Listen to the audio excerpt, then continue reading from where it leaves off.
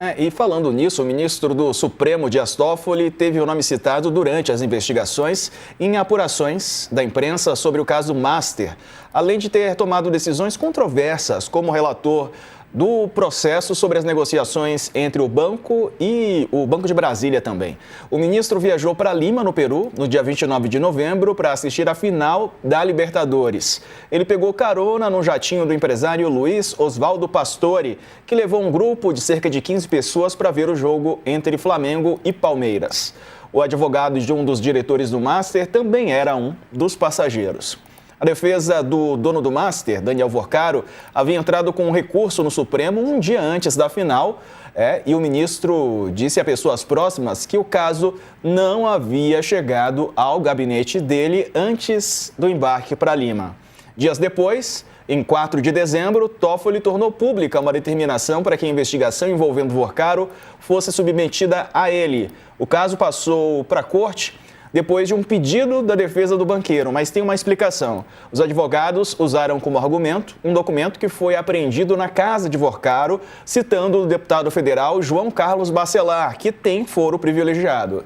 O ministro também manteve a investigação sob sigilo.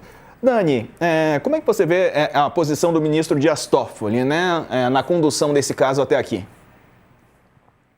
Veja, Sarzá, a questão do voo, eu já tratei desse assunto aqui antes, quando ele foi notícia, e aí volto aí ao tema, acho desconfortável, constrangedor.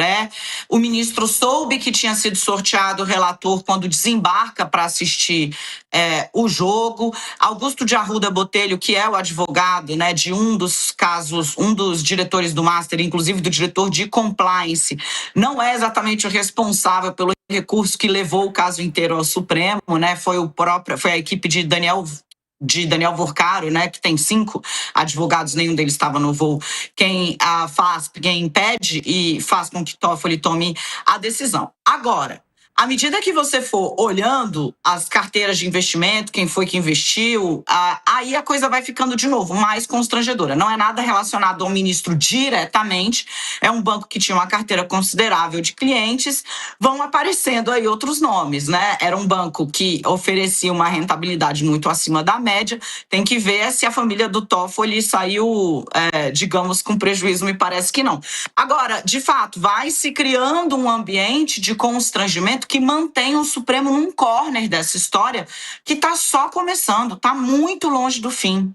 Então, assim, o ministro tem segurado o caso com unhas e dentes, deu uma segunda decisão reafirmando a legitimidade da manutenção do caso no Supremo Tribunal Federal.